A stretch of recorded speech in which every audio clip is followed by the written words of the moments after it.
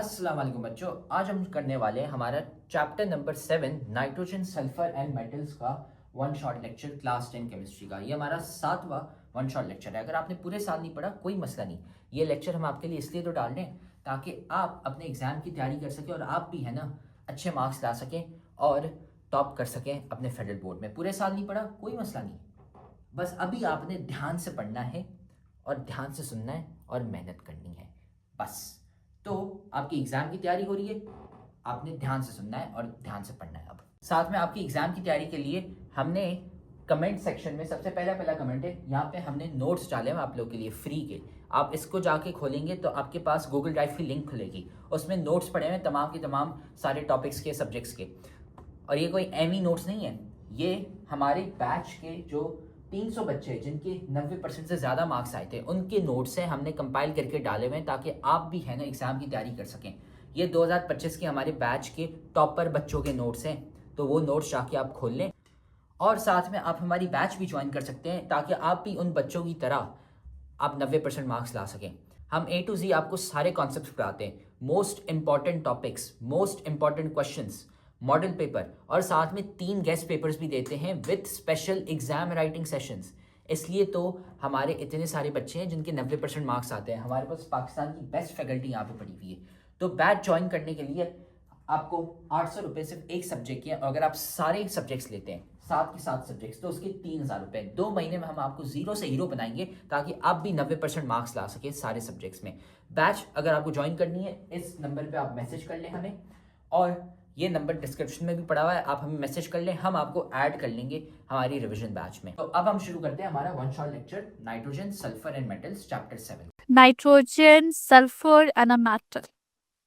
हम nitrogen sulphur और metals के बारे, सॉरी हमने चैप्टर नंबर 6 सॉल्ट्स कंप्लीट किया था और मेटल्स के बारे में लाइक आप अमोनिया, नाइट्रोजन डाइऑक्साइड, NO2। हमारे पास अमोनिया आता है, NO3 के सारे कंपाउंड्स, इनकी प्रॉपर्टीज, इनके रिएक्शंस हम सारे वो देखें। So we have nitrogen and sulfur dioxide play important role in the environment. Nitrogen और सल्फर डाइऑक्साइड इन्वायरमेंट में बहुत इंपॉर्टेंट रोल प्ले करते हैं एंड इंडस्ट्रियल प्रोसेसेस और इंडस्ट्रियल प्रोसेसेस में भी। For example in the environment, इतना एटमॉस्फेयर, हमारी एटमॉस्फेयर के अंदर ऑक्स, ये जो हमारे रिएक्ट इन अनबर्न हाइड्रोकार्बन, वो हमारे साथ क्या है, resulting in a formation of peroxyacetyl nitrate. हम पेरीऑक्सीएसिटाइल नाइट्रेट और PAN, यहाँ हम PAN पे बात करते हैं, which is a major component of photochemical smog, जो हमारे पास फोटोकेमिकल स्मोक का एक मेजर कंपोनेंट है। Nitrogen oxide also, okay next है नाइट्रोजन ऑक्साइड। हमारे पास जो नाइट्रोजन ऑक्साइड है also play an important role in acid rain. वो एसिड रेन में both directly, like acid rain जो हमारे पास होती है उसमें नाइट्रिक एसिड होता है, तो वो बनाने में हमारे पास नाइट्रोजन ऑक्साइड बहुत इंपॉर्टेंट रोल प्ले करता है, बोथ डायरेक्टली और by catalysing the oxidation of SO2 to SO3। एक तो वो खुद नाइट्रोजन डाइऑक्साइड है, मैंने बताया हमारे एसिड रेन में 2 एसिड होते हैं, एक हमारे पास नाइट्रिक एसिड होता है, late me write over here कि एक हमारे पास नाइट्रिक एसिड होता है and the second one is the sulphuric acid. जो हमारे पास नाइट्रोजन डाइऑक्साइड है, पहले एक तो वो डायरेक्टली भी यूज होगा जो कि आप नाइट्रिक एसिड के तौर पे काम करेगा, और दूसरा ये जो सल्फ्यूरिक एसिड में सल्फर होता है जो SO2 से SO3 बनता है, उसमें भी बहुत ज्यादा रोल प्ले करता है आपके पास, ठीक है। तो ये आपके पास नाइट्रोजन डाइऑक्साइड का काम है। नेक्स्ट हमारे पास हेबर्स प्रोसेस है जिसमें अमोनिया बनता है। हमारे पास जो हेबर्स प्रोसेस है उसमें अमोनिया बनता है। अमोनिया बहुत इंपॉर्टेंट है, एज एन फर्टिलाइजर यूज होता है हमारी इंडस्ट्री में, फूड इंडस्ट्री में और फैक्ट्री इंडस्ट्री में। On industrial level nitrogen is important industrial level पे नाइट्रोजन बहुत इंपॉर्टेंट है।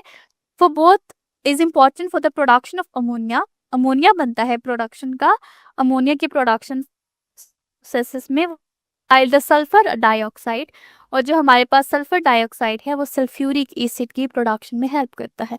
आपको पता होना चाहिए कि जो हमारे पास सल्फ्यूरिक एसिड है वो किंग ऑफ केमिकल्स है, सारे केमिकल्स का किंग है। क्यों? क्योंकि इसकी यूजेस बहुत ज्यादा है।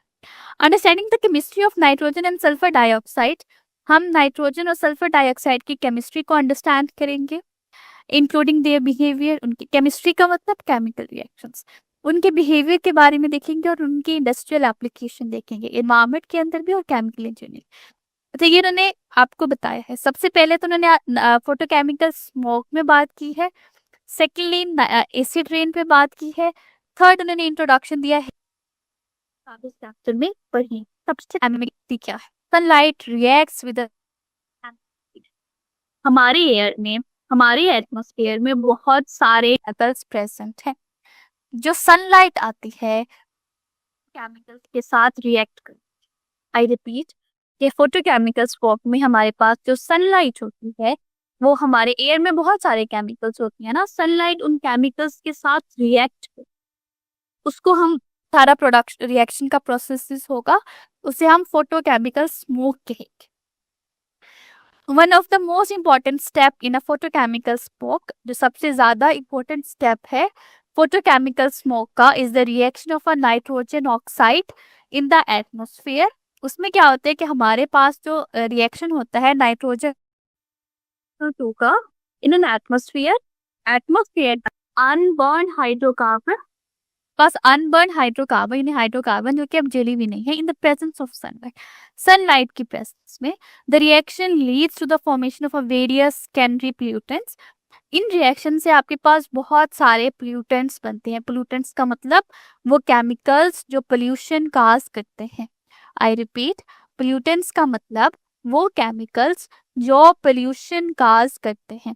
आई रिपीट अगेन कि हमारे पास पोल्यूटेंट्स का मतलब वो केमिकल्स जो पोल्यूशन काज करते हैं। कौन कौन से? पैरो oxy acetyl nitrate, PAN। I repeat, पैरो ऑक्सी एसिटाइल नाइट्रेट, PAN, ये हमारे पास क्या है? एक पोल्यूटेंट है।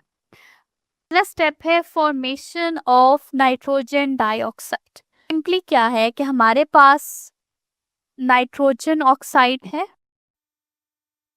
वो रिएक्ट करेगी ऑक्सीजन के साथ and it will form nitrogen dioxide, NO2 आपके पास बन जाएगा। नाइट्रोजन ऑक्साइड वो रिएक्ट करेगी ऑक्सीजन के साथ और हमारे पास नाइट्रोजन डाइऑक्साइड बन जाएगी। ये है पहला स्टेप। इसकी थ्योरी भी पढ़ लेते हैं। Formation of nitrogen dioxide, nitrogen oxide is emitted from the vehicles. ये जो नाइट्रोजन ऑक्साइड है ये इन्वायरमेंट में कहाँ से आती है? व्हीकल से, यानी गाड़ियों से आएगी, इंडस्ट्रियल प्रोसेसेस से, और जो दूसरे कंबशन सोर्सेज हैं वहां से आएगी। हवा में ऑलरेडी आपको पता है इन्वायरमेंट में, हमारे एटमॉस्फेयर में ऑक्सीजन प्रेजेंट होती है, तो वो जो NO है, नाइट्रोजन ऑक्साइड है, वो ऑक्सीजन के साथ रिएक्ट करेगी। और किस फॉर्म में? मैंने यहाँ पे यूवी रेडिएशन, ये जो यहाँ पे यूवी रेडिएशन है ये कहाँ से आएंगी? ये सनलाइट की यूवी रेडिएशन है, अल्ट्रावायलेट रेडिएशन है जो सनलाइट होगी। हमारे इन्वायरमेंट में नाइट्रोजन ऑक्साइड प्रेजेंट है, वो कहाँ से आई? ये जो हम व्हीकल्स है या जो हमारे पास बर्निंग होती है या उसके अलावा जो इंडस्ट्रियल प्रोसेसेस है उनमें नाइट्रोजन ऑक्साइड बनती है, उसके साथ रिएक्ट करती है हमारे पास ऑक्सीजन।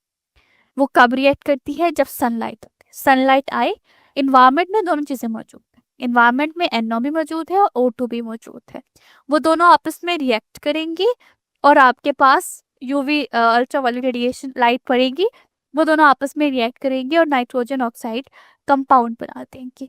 ये था पहला। सेकेंड स्टेप है, ये आपका पहला स्टेप आ गया। सेकेंड स्टेप है photolysis. Photo mean light, lysis mean break down.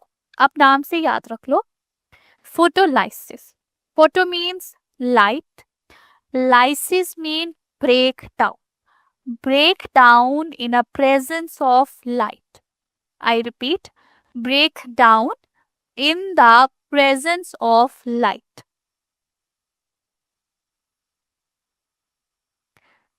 सो यहाँ पे क्या आएगा कि आपके पास NO2 है, सिंपल वही लाइट पड़ी है, यूवी विजिबल लाइट पड़ रही है, और ये क्या बनाएगी, नाइट्रोजन ऑक्साइड दोबारा से बना देगी और ऑक्सीजन का एटम रिलीज होगा। ये जो हमने स्क्वायर ब्रैकेट लिखी है, ये ऑक्सीजन का एटम रिलीज होगा। उसमें NO2 ब्रेक डाउन हो रहा है और उसके साथ अच्छा, ये मैं रिएक्शंस लिख रही हूँ, इनको आप बैलेंस तो खुद ही कर सकते हैं ना। अब आप अगर मैं यहाँ पे 2 लगा दूं और फिर यहाँ पे 2 आ जाएगा, तो अब ये बैलेंस हो जाएगी। हाँ, बैलेंस तो बैलेंस करना है, वो तो मैंने आपको सिखाया है, अब आपको खुद बैलेंस कर लेना चाहिए।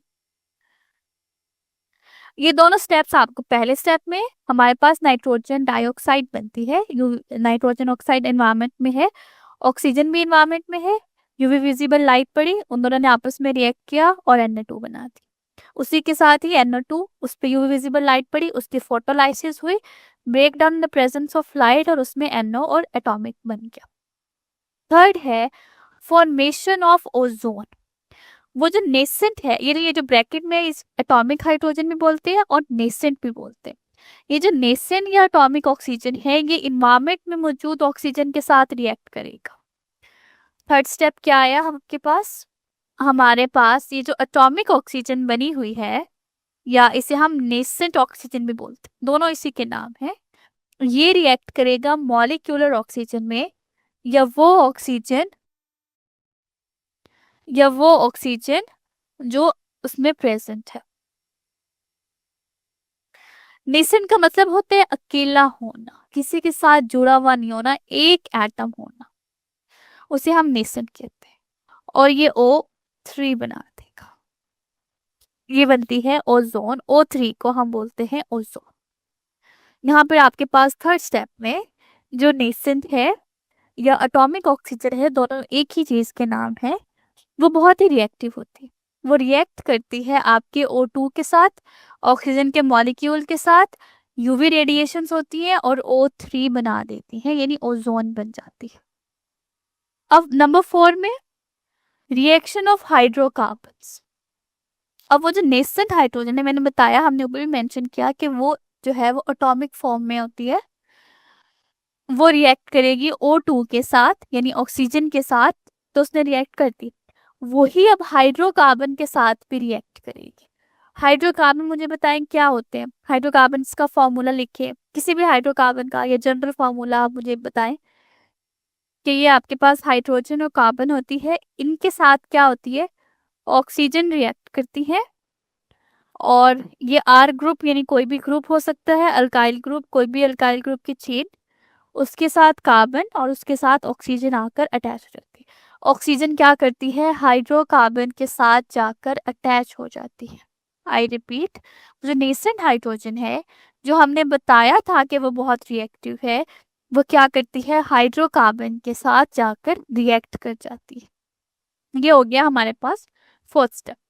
अनबर्न हाइड्रोकार्बन्स, यानी जो हाइड्रोकार्बन जो अभी जली हुई नहीं है, often refer to as volatile organic compound, जो कि वोलेटाइल का मतलब होता है वेपर होंगे ना, इन द एटमोस्फेयर में can react with the nascent oxygen. वो क्या करती है, नेसेंट ऑक्सीजन के साथ रिएक्ट करती है in the presence of UV light के प्रेजेंस में, और इंटरमीडिएट ऑर्गेनिक रेडिकल्स बनाती है। ये आपके पास क्या है, रेडिकल्स बनते हैं। रेडिकल्स में यहाँ पे ये डॉट होता है, ये रेडिकल्स बना देता है। मैं आपको बताती हूँ, इसका मतलब ये न्यूट्रल एटम, इसके ऊपर कोई चार्ज नहीं, ठीक है, उसके ऊपर कोई चार्ज नहीं। जब नेगेटिव चार्ज है तो इसका मतलब कि इसमें एक इलेक्ट्रॉन्स है, एक कंप्लीट इलेक्ट्रॉन है ना, लेकिन जब ये हमारे आपके पास बॉन्ड होगा, ये डाल किया, इस बॉन्ड में कितने इलेक्ट्रॉन्स होते हैं, 2। बॉन्ड में 2 इलेक्ट्रॉन्स होते हैं, हमने कोवलेंट बॉन्डिंग पे बात की हुई है, अपने 9th में कोवलेंट बॉन्डिंग पढ़ा था, म्यूचुअल शेयरिंग इलेक्ट्रॉन 2 इलेक्ट्रॉन्स होते हैं। लेट्स से इनकी होमोलिटिक क्लीवेज होती है। होमोलिटिक का मतलब है कि ये बिल्कुल दरमियान से टूटते हैं। अब ये जो इलेक्ट्रॉन है ये इसके पास चला जाएगा, ये एक इलेक्ट्रॉन इसके पास आ जाएगा, तो ये इस तरह से H एक इलेक्ट्रॉन इसमें आ जाएगा, दूसरे H पे भी एक इलेक्ट्रॉन आ जाएगा। लेकिन लेट्स से अगर इनकी होमोलिटिक क्लीवेज नहीं होती, इनकी हाइड्रोलिटिक क्लीवेज होती है, दोनों इलेक्ट्रॉन एक पे चले गए, तो यहाँ पर अब H नेगेटिव और यहाँ पर H पॉजिटिव बन जाएगा। तो इस तरह से ये जो ऊपर वाला मेथड है, इससे यहाँ से आपके रेडिकल्स बनते हैं। रेडिकल का मतलब है कि यहाँ पे ये सिर्फ एक इलेक्ट्रॉन प्रेजेंट है, यहाँ पे ये सिर्फ एक ही electron present. Formation of peroxy acyl radical. अब वो जो रेडिकल आपके पास बना है ना, वो अगेन रिएक्ट करेगा ऑक्सीजन के साथ, ठीक है।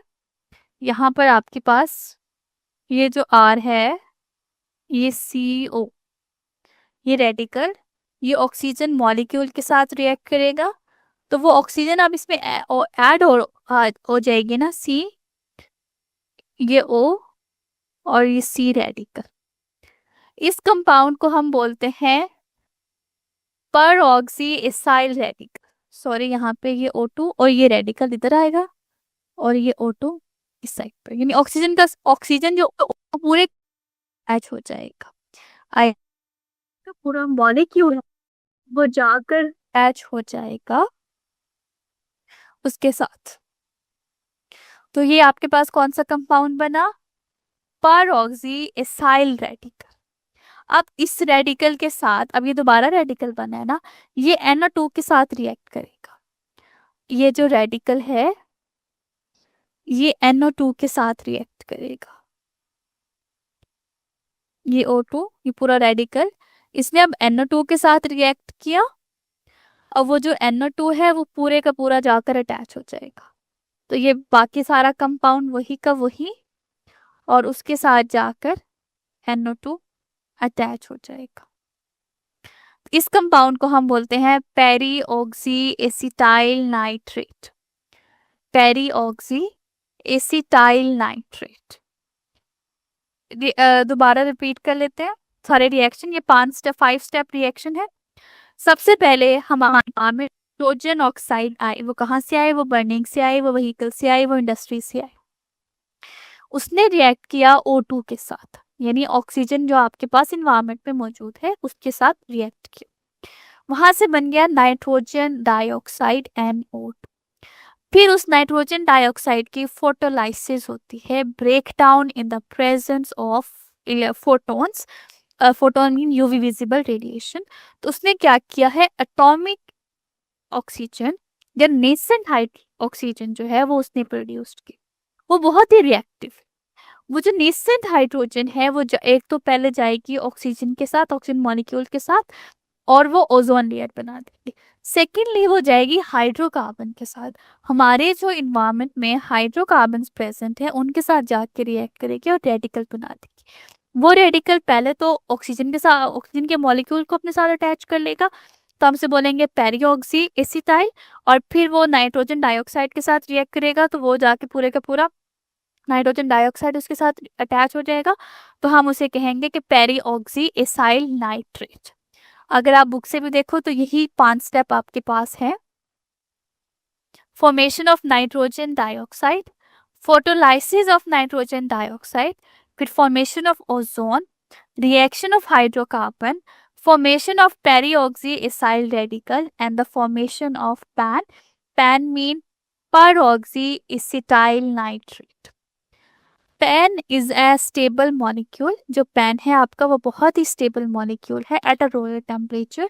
बहुत कम टेम्परेचर पे भी वो स्टेबल है, and can travel long distances in the atmosphere. और एटमॉस्फेयर में बहुत ही लॉन्ग डिस्टेंस ट्रेवल कर सकता है, यानी अगर आप टेम्परेचर को या इन्वायरमेंट को चेंज करेंगे तो इतना इफेक्ट नहीं होगा। एक act as a reservoir for NO, यानी ये जो रिजर्वर का मतलब है जखीरा, तो ये इसके अंदर तो NO2 है ना, तो ये बहुत स्टेबल मॉलिक्यूल है। तो अगर आपने NO2 को स्टेबल करना है, NO2 को रिजर्व का मतलब है उसे महफूज रखना है, उसे ट्रेवल करना है, तो आप उसका ये कंपाउंड बनाते हैं। Inorganic radical releasing them under the condition of higher temperature and sunlight. और फिर अगर आपको NO2 चाहिए होगी तो हम उसे हायर टेम्परेचर और सनलाइट देंगे, और they are contributing to the formation and persistence of the photochemical smog. और यहाँ पे वो क्या करते हैं, फोटोकेमिकल स्मोक में अपना जो है वो कॉन्ट्रीब्यूशन देते हैं।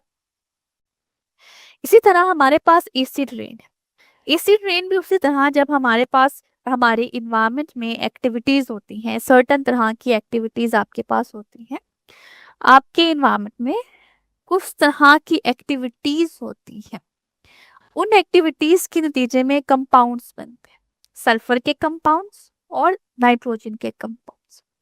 आई रिपीट, हमारे इन्वायरमेंट में, हमारे अर्थ के ऊपर एक्टिविटीज होती है, व्हीकल से ये जो स्मोक निकलती है, या आप किसी चीज को बर्न करते हो, फॉसल फ्यूल की कंबशन होती है, कार्बन डाइऑक्साइड बन रही होती है, वहां से सल्फर बन रही होती है, सल्फर डाइऑक्साइड और नाइट्रोजन डाइऑक्साइड बेसिकली ये बनते हैं कैसे, ह्यूमन एक्टिविटीज की वजह से।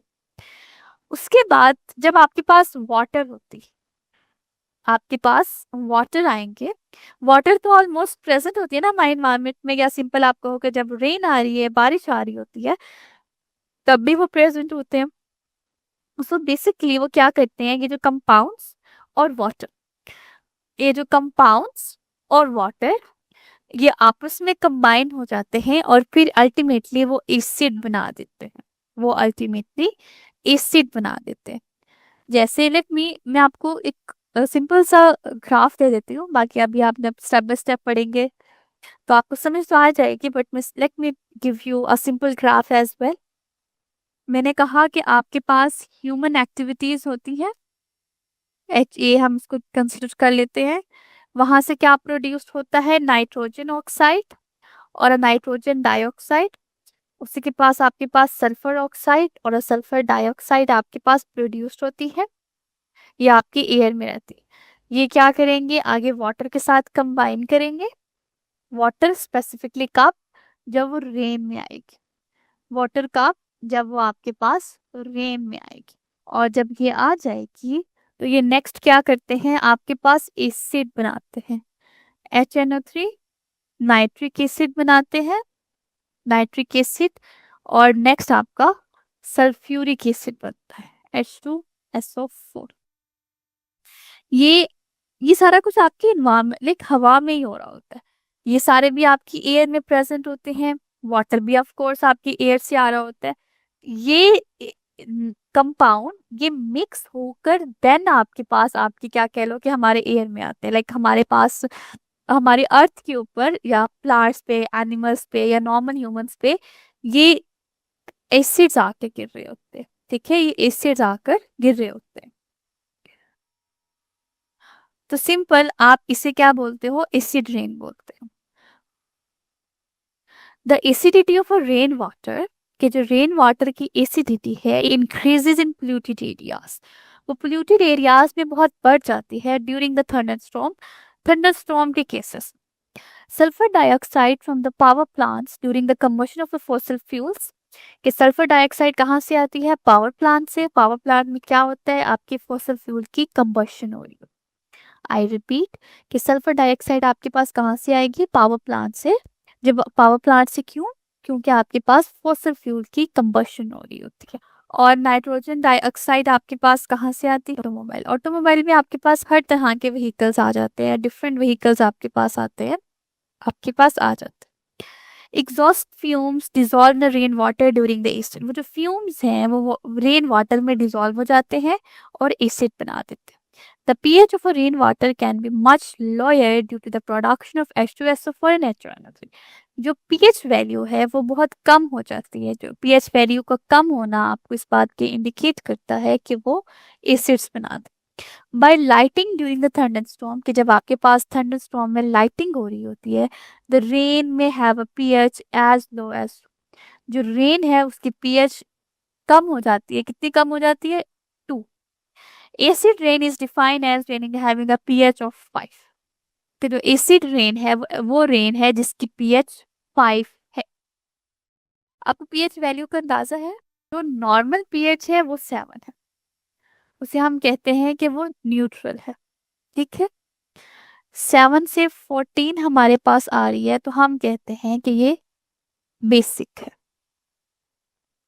यानी बेसिक कंपाउंड्स। और 7 से अगर 1 to 7 आ रही है तो हम कहेंगे कि ये एसिड है। सो वी से कि ये आपके पास एसिड है।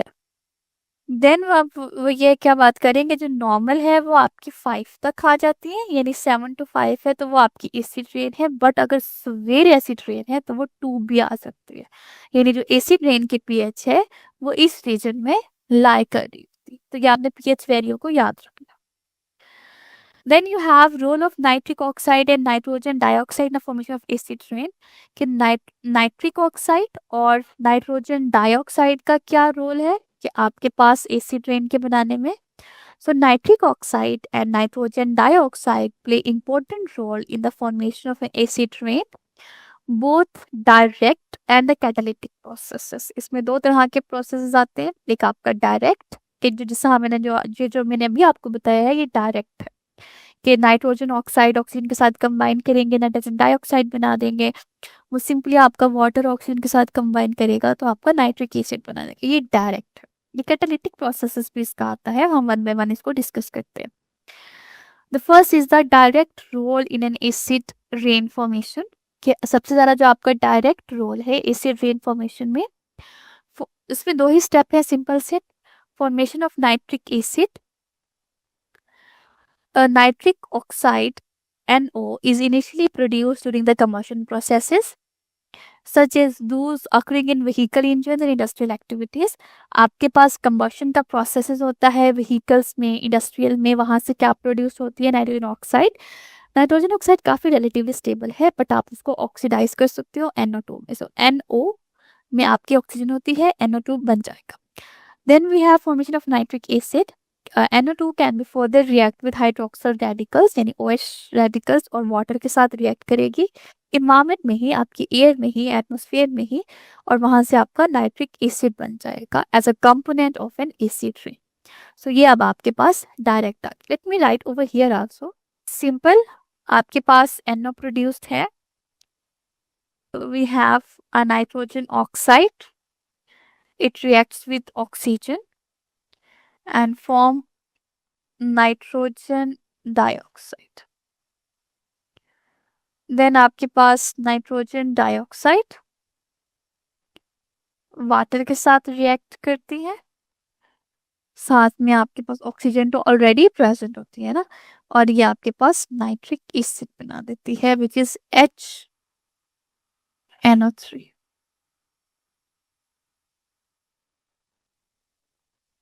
ये है डायरेक्ट प्रोसेस। नेक्स्ट है आपका catalytic process. Catalytic role in the oxygen of sulphur dioxide. Sulphur dioxide is another significant precursor. Precursor का मतलब होता है जो रिएक्शन को इनिशिएट करते हैं। आप डिफरेंट प्रोसेसेस अब आगे इंशाल्लाह पढ़ोगे तो आपको सब में आएगा प्रिकॉर्सर। प्रिकॉर्सर का मतलब है जहां से चीजें इनिशिएट हो रही होती है। सो सल्फर डाइऑक्साइड एक और आपका बहुत इंपॉर्टेंट प्रिकॉर्सर है एसिड रेन का। प्राइमरीली जो कि बुनियादी तौर पे ओरिजिनेट बनता है, आता है from the burning of fossil fuel, जो बुनियादी तौर पे फॉसिल फ्यूल की बर्निंग से आता है, कंटेनिंग सल्फर, जिसमें सल्फर प्रेजेंट है। The conversion of SO2 to the sulphuric acid can be catalysed by NO2। कि आपका क्या होता है कि जो कन्वर्जन होती है सल्फर डाइऑक्साइड की सल्फ्यूरिक एसिड में, वो आपको कौन कैटलाइज करता है? NO2, nitrogen dioxide. एक तो वो खुद तो यहाँ पे की जो डायरेक्ट रोल से वो बन रहा है ना, नेक्स्ट वो क्या करेगा? वो सल्फर डाइऑक्साइड को भी इनिशिएट करेगा, यानी सल्फर डाइऑक्साइड होगा, साथ आपका NO2 आएगा, सल्फर डाइऑक्साइड NO2 के साथ रिएक्ट करेगी और ये सल्फर ट्राइऑक्साइड बना देगी। यानी नाइट्रोजन डाइऑक्साइड अपनी एक ऑक्सीजन क्या करेगी? सल्फर डाइऑक्साइड को दे देगी और नाइट्रोजन ऑक्साइड बना देगी। फिर अभी जो नाइट्रोजन सल्फर ट्राइऑक्साइड आया है ना, ये अगेन वाटर के साथ रिएक्ट करेगा, सल्फर ट्राइऑक्साइड है, it reacts with again with water और ये आपके पास सल्फ्यूरिक एसिड बन जाएगा। ठीक है, सो ये आपका कैटालिटिक रोल है। Catalytic role in oxidation of sulfur dioxide. So sulfur dioxide is another significant precursor of an acid rain. Sulfur dioxide एक important precursor है आपका acid rain का, primarily originated from the burning of fossil fuel. Simply वो कहाँ से आता है? Fossil fuels की burning से आता है जिसमें sulfur होता है। The conversion of SO2 to the sulfuric acid, कि जब आपके पास SO2 के sulfuric acid में जो conversion है उसको कौन catalyze करता है? Catalyzed by NO2. So SO2 plus NO2 and it will form SO3 plus N. Then आपके पास formation of sulfuric acid आपके पास बनेगा। SO3 readily reacts with water. SO3 आपका बहुत जल्दी आपके वाटर के साथ रिएक्ट करेगा एंड सल्फ्यूरिक एसिड बना देगा। अब ऑफ कोर्स के ये जो आपके पास रीजनरेशन है यहाँ पे इस मॉलिक्यूल की, ये अगेन ऑक्सीजन के साथ कंबाइन करके अब ये जो नाइट्रोजन ऑक्साइड बनी है ये अगेन इनके साथ कंबाइन करके ये पूरा सर्कल तो डायरेक्ट तो चल ही रहा है। सो NO2 produced in an oxidation of SO2, ये जो हमारे पास जो NO2 प्रोड्यूस्ड हुई है वो अगेन रीऑक्सीडाइज्ड हो जाएगा नाइट्रोजन डाइऑक्साइड में। नाइट्रोजन ऑक्साइड जिसकी ऑक्सीडेशन हुई है सल्फर डाइऑक्साइड में, यानी जब सल्फर डाइऑक्साइड की ऑक्सीडेशन हो रही थी तो NO जो प्रोड्यूस्ड हुआ था वो अगेन रीऑक्सीडाइज हो जाएगा by NO2 by reacting with the molecular oxygen. वो क्या करेंगे? मॉलिक्यूलर ऑक्सीजन के साथ रिएक्ट करेंगे जहां पे आपके पास इसी तरह जो कैटालिटिक साइकिल है वो चलता रहेगा। NO plus NO2 gives you NO2. This cycle allows a small amount of NO2। ये जो साइकिल है वो क्या करेगा कि NO2 के स्मॉल अमाउंट को allow the small to catalyze the conversion of a large amount of SO2 sulfuric acid। अगर आपके पास सल्फर नाइट्रोजन डाइऑक्साइड बहुत स्मॉल अमाउंट में भी है ना तब भी आपके पास लार्ज अमाउंट में सल्फर डाइऑक्साइड से सल्फ्यूरिक एसिड बनेगा, क्योंकि ये तो दोबारा दोबारा बनता रहेगा, दोबारा दोबारा कैटेलाइज होता रहेगा, तो ये आपको लार्ज अमाउंट में सल्फ्यूरिक एसिड बनाकर देगा। Overall impact on acid rain, nitrogen dioxide act as a catalyst in oxidation of sulphur dioxide to sulphuric acid. जो नाइट्रोजन डाइऑक्साइड है वो कैटलिस्ट के तौर पे काम करता है in an oxidation sulphur dioxide के सल्फ्यूरिक एसिड में एज एन कैटलिस्ट के तौर पर रिएक्ट करता है, therefore increasing the concentration of another strong acid in atmosphere. और वो क्या करता है? एटमॉस्फेयर में एक स्ट्रॉन्ग एसिड की कंसंट्रेशन को बढ़ा देता है। वो क्या करेगा? हमारे एटमॉस्फेयर में एक बहुत ही स्ट्रॉन्ग एसिड की कंसंट्रेशन को बढ़ा देगा। कौन सा strong acid? Sulphuric acid. Contact process एक ऐसा प्रोसेस है जिसमें हमारे पास सल्फ्यूरिक एसिड की मैन्युफैक्चरिंग होती है। Sulphuric acid H2SO4। Sulphuric acid की बहुत इंपॉर्टेंस है। आपके पास कोई भी इंडस्ट्री है, चाहे वो पेपर इंडस्ट्री है, क्लॉथ इंडस्ट्री है, प्लास्टिक इंडस्ट्री है, लेदर है, टेक्सटाइल है, सब में आपके पास सल्फ्यूरिक एसिड यूज होता है। इसलिए हम सल्फ्यूरिक एसिड को किंग ऑफ केमिकल्स का नाम भी देते हैं।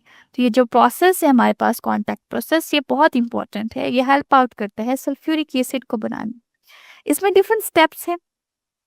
सबसे पहले तो आपके पास बर्नर होता है, वहां पे सल्फर एंड ऑक्सीजन कंबाइन होती है तो वहां पे सल्फर डाइऑक्साइड बनता है, एंड देन सल्फर डाइऑक्साइड में ऑक्सीजन कंबाइन होती है तो सल्फर ट्राइऑक्साइड बनता है। Okay, let me share the board also so I can write down the equations. सबसे पहले तो हमारे पास sulphur it combines with oxygen, हमारे पास सल्फर कंबाइन होती है ऑक्सीजन के साथ और हमारे पास सल्फर डाइऑक्साइड बना देती है। ये हमारा बहुत ही पहला स्टेप है। नेक्स्ट स्टेप में क्या होता है? ये जो सल्फर डाइऑक्साइड बनी है ये अगेन ऑक्सीजन के साथ कंबाइन होती है। हमारे पास ये सल्फर डाइऑक्साइड है, ये अगेन ऑक्सीजन के साथ कंबाइन करके सल्फर ट्राइऑक्साइड बना देती है। अगेन अब ये जो सल्फर ट्राइऑक्साइड है ये वाटर के साथ रिएक्ट करती है। सॉरी, जो सल्फर ट्राइऑक्साइड है ये सल्फ्यूरिक एसिड के साथ रिएक्ट करती है और हमारे पास एक कंपाउंड बनता है जिसे हम ओलियम बोलते हैं। डिफरेंट प्रोनाउंसिएशन है H2S2O7 कि हमारे पास ये कंपाउंड बन जाता है। देन अगेन ये सल्फ्यूरिक एसिड के साथ रिएक्ट करता है। देन अगेन ये जो आप हमारे पास कंपाउंड बना है H2S2O7 एंड ये वाटर के साथ रिएक्ट करता है एंड ये सल्फ्यूरिक एसिड बना देता है। इसमें हमारे पास H2SO4 और अगर आप बैलेंस आपने करना है क्योंकि मैंने आपको बैलेंस करना बता दिया था, तो अगर कोई भी इक्वेशन में लिख रही हूँ और मैं उसको बैलेंस नहीं कर रही तो इसका मतलब ये नहीं है कि आपने बैलेंस नहीं करना, आपने उसको लास्ट में बैलेंस करना। तो ये हमारे पास टोटल रिएक्शन होता है। आई रिपीट, सबसे पहले हमारे पास सल्फर ऑक्सीजन के साथ कंबाइन होकर सल्फर डाइऑक्साइड बना देती है। देन वो सल्फर डाइऑक्साइड अगेन ऑक्सीजन के साथ कंबाइन होकर सल्फर ट्राइऑक्साइड बना देती है।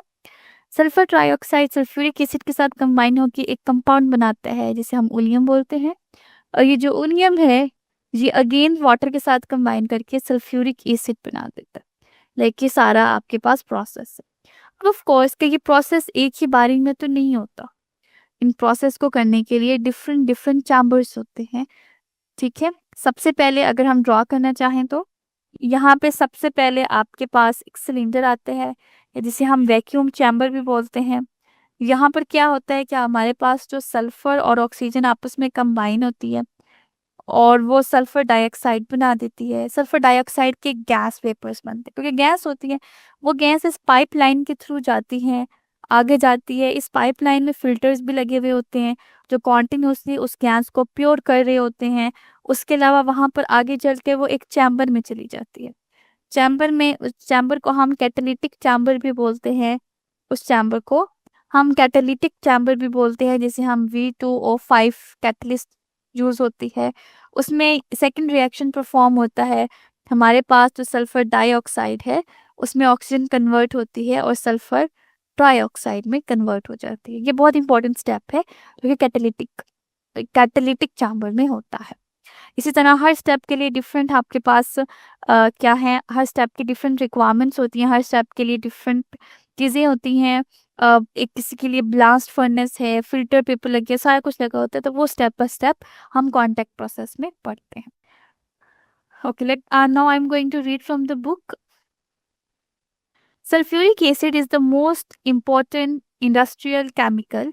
सल्फ्यूरिक एसिड आपके पास बहुत इंपॉर्टेंट इंडस्ट्रियल केमिकल है जो कि यूज होता है for making a large number of compounds, जो बहुत ही बड़े लार्ज नंबर ऑफ कंपाउंड्स को बनाने में हेल्प आउट करता है। फॉर एग्जांपल फर्टिलाइजर, हमारे पास प्लास्टिक है, एक्सप्लोसिव, एक्सप्लोसिव का मतलब होता है धमाका खेज मवाद, पेंट्स हैं, लेदर है, टैनिंग है, टेक्सटाइल है, मेटालर्जी, मेटालर्जी जो मेटल से बनी हुई चीज़ होती है, जैसे तारे होती हैं आपके पास, वायर्स होती हैं, वो सारी मेटालर्जी में आते हैं।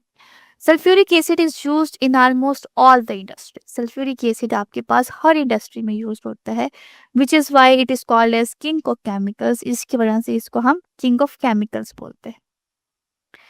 The process sources. This process is based on the catalytic oxidation. सबसे पहले तो ऑक्सीडेशन होती है, बट कैटालिटिक क्यों? क्योंकि कैटलिस्ट की प्रेजेंट में होती है। तो हमारे पास SO2 से SO3 कन्वर्ट होती है। कैटालिटिक ऑक्सीडेशन हम क्यों कहते हैं? ऑक्सीडेशन मीन्स के addition of oxygen and catalytic means catalyst के प्रेजेंस में। कौन सा कैटलिस्ट आपके पास है? You have an V2O5 vanadium pentaoxide in the presence of atmospheric oxygen। और जो ऑक्सीजन कौन सी होती है? एटमॉस्फेरिक ऑक्सीजन होती है। Sulphur dioxide is produced by burning sulphur.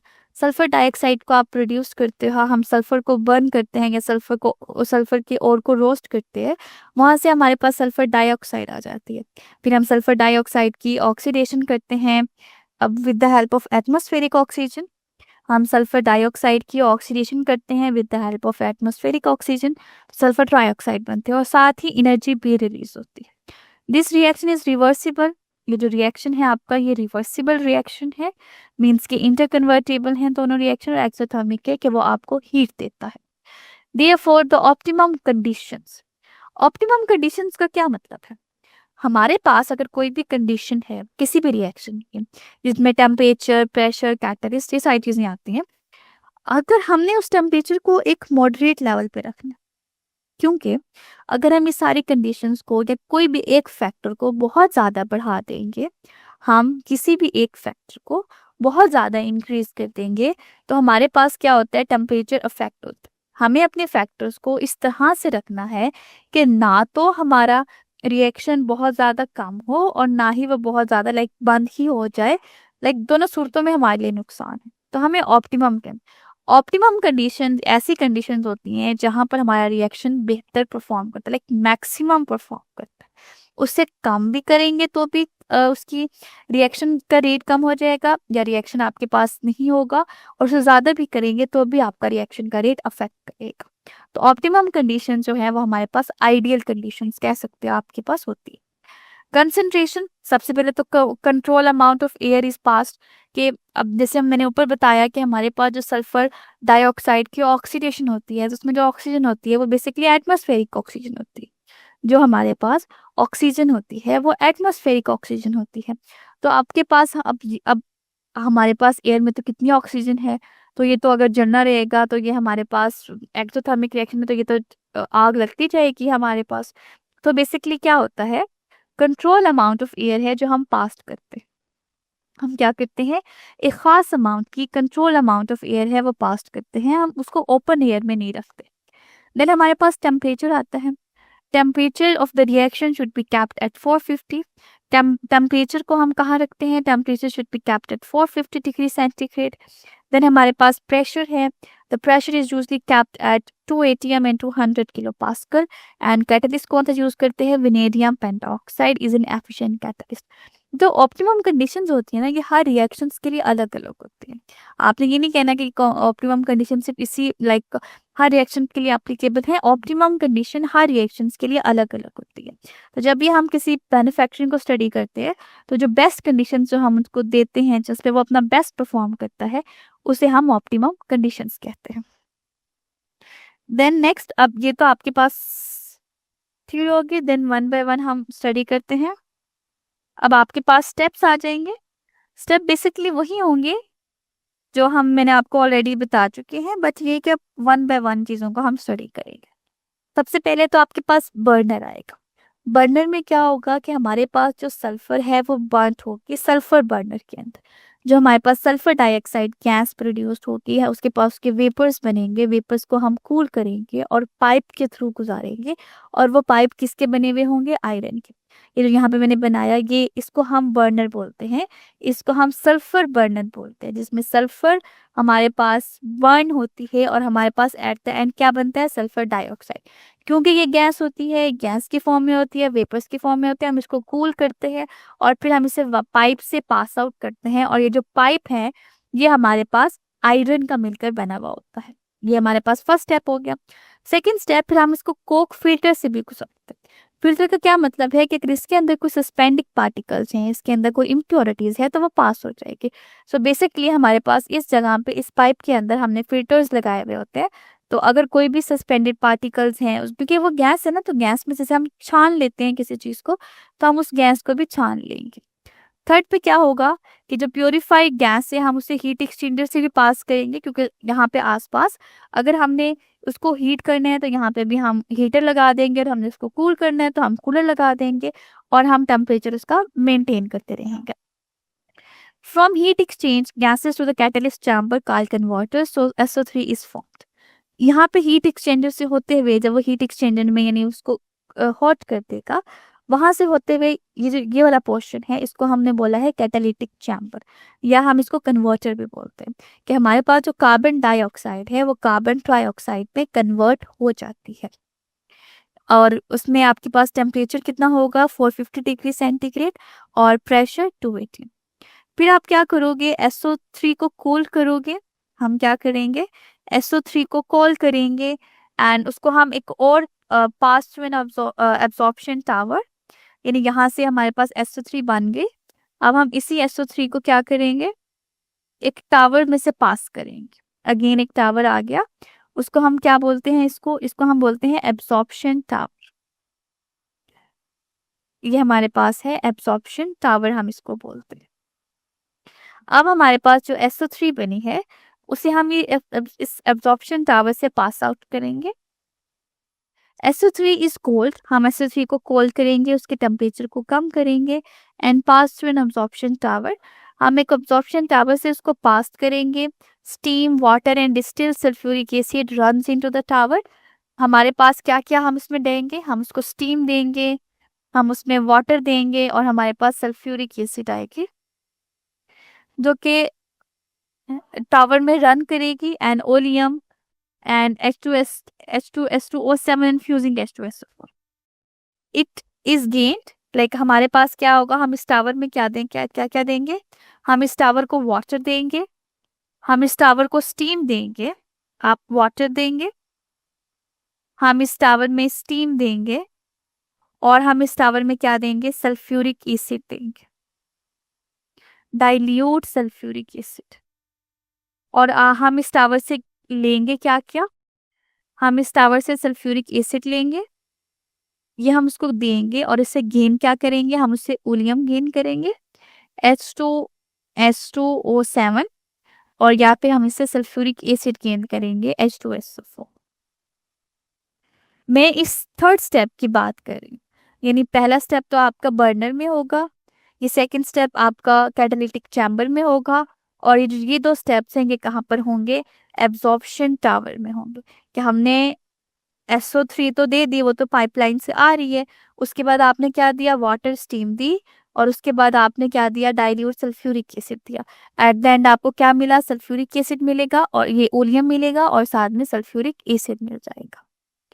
सो पहला जो आपके पास रिएक्शन है वो बर्नर में होगा जिसे हम सल्फर बर्नर बोलते हैं।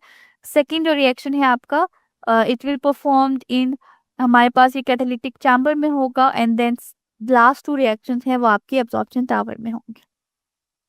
इसको दोबारा रीड करें तो SO3 यानी सल्फर ट्राइऑक्साइड इज कोल्ड, उसे आप कूल करोगे and pass through an absorption tower और आप एब्जॉर्प्शन टावर से उसे पास करोगे steam, water and distilled sulphuric acid. Steam, water and distilled sulphuric acid को आप रन करेंगे टावर के अंदर और ओलियम या फ्यूजिंग सल्फ्यूरिक एसिड को आप ऑब्टेन कर लेंगे and stored in an oleum tower और आप आगे उसको टावर में स्टोर कर लेंगे। Oleum tower is made up of brick red line steel packed with quartz and fed with 98% H2SO4। वो जो ओलियम टावर है जिसमें हम बेसिकली ओलियम को स्टोर करते हैं वो हमारे पास क्वार्ट्ज से मिलकर बना हुआ है और वहाँ पे 98% सल्फ्यूरिक एसिड है। सो ये आपके पास दो रिएक्शन आएंगे कि सल्फ्यूरिक एसिड सल्फर ट्राइऑक्साइड के साथ रिएक्ट करके ओलियम बना देगा और जब नेक्स्ट आपके पास ओलियम आएगा वो वाटर के साथ रिएक्ट करके सल्फ्यूरिक एसिड बना देगा। The acid obtained from this method is extremely pure। जो हमारे पास एसिड आएगा यहाँ से आपके पास completely pure है। Any concentration of sulfuric acid can be obtained by this method। किसी भी concentration का जो आपके पास सल्फ्यूरिक एसिड है आप obtain कर सकते हो by this method। तो ये अब आपके पास फ्लो चार्ट है और ये फ्लो चार्ट भी आपने ज़रूर बनाना है। नेक्स्ट हमारे पास हेबर्स प्रोसेस। हेबर्स प्रोसेस में हमारे पास अमोनिया बनती है। जिस तरह मैंने आपको बताया कि सल्फ्यूरिक एसिड भी बहुत इंपॉर्टेंट है, इस तरह हमारे पास जो अमोनिया है वो भी बहुत इंपॉर्टेंट है।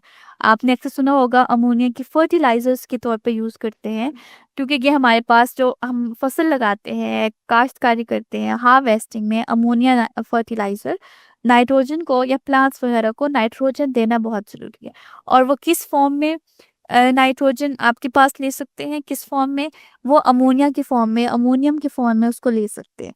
तो यहाँ पे हाइबर्स प्रोसेस हमारे पास इंडस्ट्री में होता है मोस्टली, इस इंडस्ट्री में, वैसे तो रेफ्रिजरेटर्स में भी होता है और भी कई चीज़ों में अमोनिया का यूज़ है बट मेन यूज़ आपका ये फर्टिलाइजर इंडस्ट्री में होता है।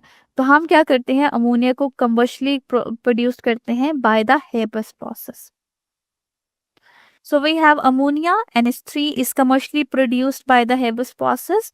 अमोनिया को आप commercially produced करते हो by the Haber process। Ammonia can be liquefied, ammonia को आप liquefy करते हो। liquefied का मतलब है कि आप उसे liquid में convert करते हो क्योंकि अमोनिया बेसिकली गैस होती है ना, तो हम उसको liquefy करते हैं यानी हम उसको liquid में convert करते हैं। And its boiling point is -33.35 degree centigrade. It can be solidified, आप इसको सॉलिड में भी कन्वर्ट कर सकते हो एज वाइट आइस क्रिस्टल। ये हमारे पास क्या बनाता है, वाइट आइस क्रिस्टल बनाता है। Most of the commercial ammonia is prepared by fixing the atmospheric nitrogen. जो मोस्ट ऑफ द हमारे पास कमर्शियल अमोनिया है वो हम कहाँ से लेते हैं, हम किसको फिक्स करते हैं, एटमॉस्फेरिक नाइट्रोजन को। ये बात आपको पता होगी कि हमारे एटमॉस्फेयर में 71% नाइट्रोजन है, लेकिन वो हमारे किसी काम की नहीं है, क्योंकि जो जिस फॉर्म में नाइट्रोजन हमारे एटमॉस्फेयर में प्रेजेंट है वो फॉर्म हम यूज नहीं कर सकते। नहीं, नाइट्रोजन जिस स्टेट में हमारे एटमॉस्फेयर में प्रेजेंट है उस स्टेट में ना तो हम यूज कर सकते हैं ना ही प्लांट, प्लांट उसको नहीं ले सकता। सो बेसिकली हम क्या करते हैं, वो जो हमारी एटमॉस्फेरिक नाइट्रोजन है हम उसे फिक्स करते हैं, कमर्शियली फिक्स करते हैं, और फिर एट द एंड लाइक वो आपके पास अमोनिया बन जाएगा। रिएक्टेंट आपके पास हाइड्रोजन गैस और नाइट्रोजन गैस होते हैं। Hydrogen is obtain from the decomposition of methane. आप मीथेन की डिकम्पोजिशन करते हो तो अब आपके पास हाइड्रोजन गैस बनती है, और nitrogen is obtain from the air, और नाइट्रोजन को आप एयर से लेते हो। ये आपके पास रिएक्टेंट के सोर्स। देन ऑफ कोर्स इस रिएक्टेंट की ऑप्टिमम कंडीशंस, जिन कंडीशन पे ये रिएक्शन बेहतर काम करते हैं, सबसे पहले तो कंसंट्रेशन है। A mixture of 1 volume of nitrogen and 3 volumes of hydrogen, कि हमारे पास जो नाइट्रोजन और हाइड्रोजन है वो 1:3 में प्रेजेंट होंगे, तभी वो बेहतर रिएक्ट करते हैं। कि नाइट्रोजन का वॉल्यूम 1 होगा और हाइड्रोजन का वॉल्यूम 3। कैसे? लेट्स से कि मैं कहूँ कि मेरे पास नाइट्रोजन 10 मिलीलीटर है तो मेरे पास हाइड्रोजन 3 मिलीलीटर होगी, यानी इनकी जो वॉल्यूम का रेशो है वो 1:3 होना चाहिए। Concentration of reactant, a mixture of 1 volume of nitrogen and 3 volumes of hydrogen, कि हमारे पास 1 वॉल्यूम आपका आएगा नाइट्रोजन का और 3 वॉल्यूम्स आएगा हाइड्रोजन का। देन हमारे पास कैटालिटिक चैम्बर आएगा। These two gases are compressed to 200 to 580। कि ये दोनों गैसेज है ना, नाइट्रोजन भी और हाइड्रोजन भी, इन्हें हम कंप्रेस करते हैं। कंप्रेस का मतलब हम इन पे प्रेशर अप्लाई करते हैं 200 to 500 atm तक। Pressure by special pumps injected into the heated reaction vessels and then passed over a catalyst। आप क्या करते हो, हम इसे स्पेशल, हमारे पास हीटिंग पंप्स होते हैं, हमारे पास क्या है, स्पेशल हीटिंग पंप्स होते हैं, और हम उसको इंजेक्ट करते हैं और देन फिर हम उसको कैटलिस्ट से पास करते हैं। देन हम आप उसे क्या करते हो, कैटलिस्ट से पास करते हो। और कैटलिस्ट आपके पास क्या होता है, आयरन एंड मोलिब्डेनम का मेटल होता है। आयरन एंड मोलिब्डेनम मेटल होती है, वो एज एन कैटलिस्ट यूज होती है। यहाँ पर हाइड्रोजन एंड ऑक्सीजन गैस यहाँ से एंटर होगी, हाइड्रोजन एंड ऑक्सीजन गैस यहाँ से एंटर होगी। आप कह लो कि यहाँ पर आपका क्या है, कंप्रेसर। कंप्रेसर क्या करेगा, इस गैस को कंप्रेस करेगा। कितना कंप्रेस करेगा, वो हमारे पास 200 to 500 atm प्रेशर से उसको कंप्रेस करेगा। देन नेक्स्ट हमारे पास चैम्बर आएगा, यहाँ पर हमारे पास कैटलिस्ट आ जाएगा। सबसे पहले हमारे पास जो गैस एंटर हुई है हम उसे कंप्रेस करेंगे, फिर हम उसे कैटलिस्ट से पास आउट करेंगे। सो कैटालिटिक चैम्बर हम उसे बोलेंगे। और यहाँ से फिर हमारे पास जो प्रोडक्ट होगी, यानी यहाँ से हमारे पास, यहाँ से अब यहाँ से यहाँ पे क्या एंटर होगी, N2। सबसे पहले तो इस साइड पे हमारे पास हाइड्रोजन और नाइट्रोजन गैस एंटर होगी, ठीक। ये कंप्रेसर है तो यहाँ पर क्या होगा, अब जो यहाँ पे नाइट्रोजन और हाइड्रोजन गैस होगी वो बहुत ही कंप्रेस्ड फॉर्म में होगी। यहाँ पर नाइट्रोजन और हाइड्रोजन गैस जो है वो बहुत ही कंप्रेस फॉर्म में यहाँ पर आएगी। और कैटालिटिक चैम्बर है, यहाँ पे आपका रिएक्शन होगा और यहाँ से अमोनिया रिमूव हो जाएगा। अमोनिया यहाँ से रिमूव हो जाएगी। और इसी के साथ हमने एक और भी चैम्बर लगाया हुआ होता है, उसमें होता है अनफ्यूज्ड अमोनिया, यानी कोई ऐसी गैस रह गई है जिसका भी रिएक्शन नहीं हुआ तो वो दोबारा से यहाँ पर आ जाएगी इस होल से होते हुए। बहरहाल जो अमोनिया होगी वो हम साइड पे कर लेंगे, और जो अनफ्यूज्ड गैस है हमारे पास, अनरिएक्टेड गैस होगी जिसने अभी तक रिएक्ट नहीं किया होगा, उसे हम दोबारा से पहले स्टेप पे ले आएंगे। सो हम कहाँ पे थे, हम ऑप्टिमम कंडीशंस पे थे, कैटालिटिक चैम्बर पढ़ रहे थे। These two gases are compressed to 200 to 500 atm। ये दो गैसेस हैं, हम इसे कंप्रेस करते हैं 200 to 500 atm पे। Pressure by a specific pump injected into the heating reaction vessel and then passed। Special pump होते हैं जिनसे हम इसको हम रिएक्शन वेसल में इसको कंप्रेस करते हैं और साथ हीट करते हैं। And then pass over a catalyst, और हम उसको कैटलिस्ट से पास करते हैं जिसमें क्या है, आयरन और मोलिब्डेनम का मिक्सचर है 45 डिग्री सेंटीग्रेड पर। Refrigerated plant, the gas is coming out of a catalytic chamber, वो जो गैस है जो कैटालिटिक चैम्बर से आ रही है उसमें क्या है, 10 to 20% अमोनिया है, और हम उसे पीरियोडिकली रिमूव करते हैं, बारी बारी रिमूव करते हैं। And then pass through refrigerating brine the consistency of NaCl to liquefy ammonia, और उसके बाद हम क्या करते हैं, हम इसे ब्राइन में, ब्राइन हमारे पास क्या होता है, लिक्विड ब्राइन, आपके पास सोल्यूशन का नाम क्या है, हमारे पास जो सोडियम क्लोराइड है वो लिक्विड फाइड में होता है, सोडियम क्लोराइड जो होता है वो लिक्विड फॉर्म में होता है। तो हम अमोनिया को इसकी तरफ ले आएंगे और वो अमोनिया को भी क्या करेगा, लिक्विफाई कर देगा, अमोनिया को भी लिक्विड फॉर्म में कन्वर्ट कर देगा। वो ये कहना चाह रहे हैं कि जब कैटालिटिक चैम्बर से आ रही होती है गैस, उसमें 10 to 20% अमोनिया होती है, और वो हम उसे एक साथ नहीं बल्कि पीरियोडिकली थोड़ी थोड़ी करके रिमूव करते हैं, और फिर हम उसे पास आउट करते हैं रेफ्रिजरेटेड ब्राइन से ताकि वो भी लिक्विफाई हो सके। जो रेजिड्यू है, रेजिड्यू का मतलब है कि जो बच जाता है, और जो अनरिएक्टेड गैस है आप उसे रिसाइकिल कर लेते हो, और जो excess of nitrogen is used to favour the reaction to the right, अगर आप नाइट्रोजन की एक्सेस लोगे तो ही आपका रिएक्शन जो है वो राइट में फेवर करेगा, राइट में हमारे पास प्रोडक्ट होती हैं, तभी वो कह रहे हैं कि प्रोडक्ट ज़्यादा बनेगी। Haber process is the cheapest method for manufacturing ammonia, जो हेबर्स प्रोसेस है वो सबसे चीपेस्ट मैथड, के सबसे सस्ता मैथड है और अफोर्डेबल मैथड है अमोनिया को बनाने के लिए। The reaction between nitrogen and hydrogen is an exothermic, और जो रिएक्शन है ये एक्सोथर्मिक है, तो आपको बहुत ख्याल से करना पड़ता है, तभी तो हम उसको कंप्रेस भी कर रहे हैं, फिर हम उसको कूल भी कर रहे हैं, और फिर हमने इतने चैम्बर्स भी लगाए हुए हैं, क्यों, क्योंकि हीट बाहर ना निकले, अगर हीट का आपकी हीट कंट्रोल से बाहर होगी तो एक्सप्लोजन भी हो सकता है। So Haber's process is the cheapest method for manufacturing ammonia, Haber's method सबसे चीपेस्ट मैथड है, और जो रिएक्शन है वो आपका नाइट्रोजन और हाइड्रोजन के दरमियान होता है, वो एक्सोथर्मिक है, रिवर्सिबल है, और and is account by the decrease in the volume of the product, और ये रिवर्सिबल प्रोसेस भी है, यानी आपके पास जो अमोनिया है वो अगेन नाइट्रोजन और हाइड्रोजन से कंबाइन करते हैं, तभी तो हम उसको पीरियोडिकली निकाल लेते हैं ना, तभी तो हम उसको अमोनिया को फौरन फौरन लिक्विफाई कर देते हैं।